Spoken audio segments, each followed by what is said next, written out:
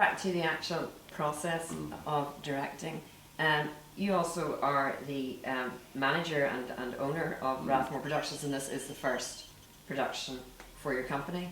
Do you feel there's any conflict between a role as a producer and a director of the piece? Whatever I might have thought before starting this, I do now. And I kind of wish there wasn't. And if I'm honest, it's probably not a good idea to be both a producer and a director at the same time. As a producer, you are necessarily concerned about budgets and about controlling your costs and making sure that if possible you don't get burnt, and ideally you manage to turn a profit. I mean, I know now that our struggle with this will be just trying to make sure we break even. So as the producer, your role perhaps is to say to your director, sorry, can't do that, can't do the other. As a director, your role is to realise the play, and you may be saying, no, I have to have a fully inflatable submarine at this particular point, or whatever the case may be. And so you inevitably have conflicts on that particular level.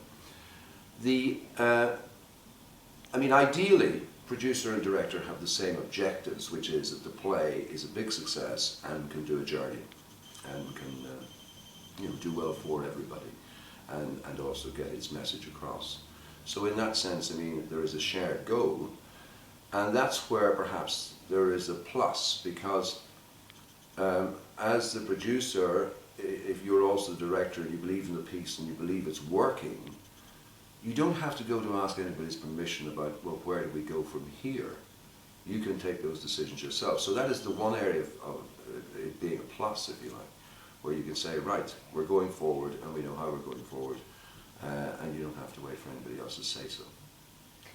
You've been an actor for a considerable length of time, and indeed a director for a significant period of time. Why did you decide to set up Rathmore Productions at this stage? There's a long answer and a short answer to that, probably. Simply, I suppose, the important thing is to introduce new work. I mean, we're in the business of introducing new work. Mary and myself, whether we consciously set out to do it or not, we've actually spent a lot of our careers doing new material. So we're keen to do that. Secondly, we're keen to maximise the potential of the new work and get it out there somewhere. Now the problem is, in Northern Ireland, a number of the producing companies are tied to venues, and their primary focus is maintaining their venue and turning over a number of productions in their venue and serving the local community. Their primary focus is not going beyond their immediate territory.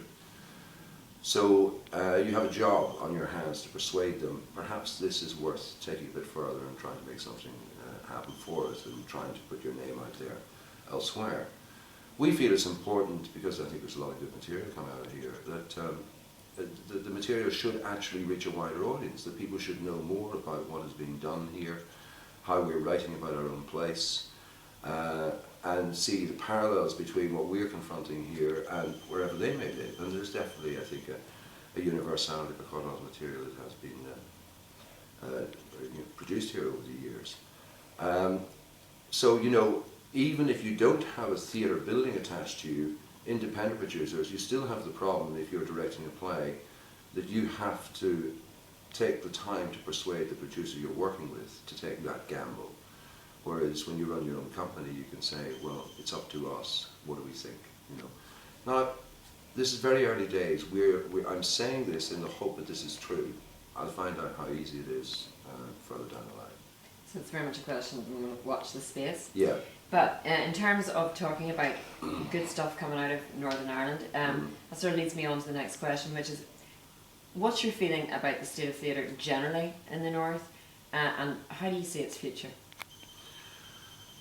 Right now, I have to say, I'm sort of surprised by how much is going on. I mean, right now, Prime Cuts, Bruiser, The Lyric times 2, GBL times 2 are all putting out productions beside ourselves, which means that we're all fighting a little bit with each other to have the necessary personnel on board in terms of designers, stage management and so on. And sometimes even in terms of actors, people may not have been able to get somebody because they're already attached to another production, or an overlap or whatever. So in a sense it's healthy that so much is going on, but it kind of highlights what the problem is. Because of the fact that so many of the theatres here are dependent, and we are dependent on Arts Council funding or government funding of some kind, and because those decisions are made at fixed intervals, and sometimes you can't always be sure exactly how quick that interval is going to be, money may be agreed at a point, and suddenly everybody's doing something at once. So you have a glut, and then perhaps you have a famine, because there's no decision to be made for some more months. And that's not very healthy. In a way, it would be better if in some way the money were released to allow for product to be going through all the time. The other problem is that as an independent company, and we have actually faced this with this particular production, you may have to make commitments to a venue, to personnel, before you have any guarantee if you're going to receive any central funding. If you subsequently find that you haven't got central funding, you're in a mess.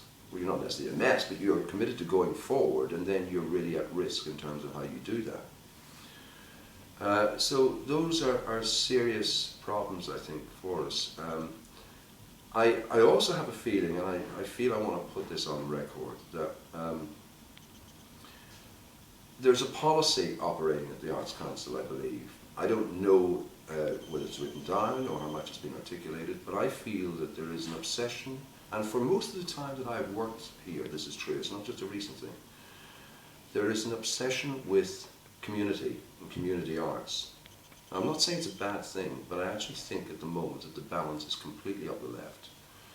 I feel that professional theatre for too long has been undervalued and relatively, you could say, even disrespected here, and that not enough thought is given to funding the professional arts so that they can actually function effectively and properly, and too much is given to community arts. And you need to step back from that a little bit and think about it. What is the difference?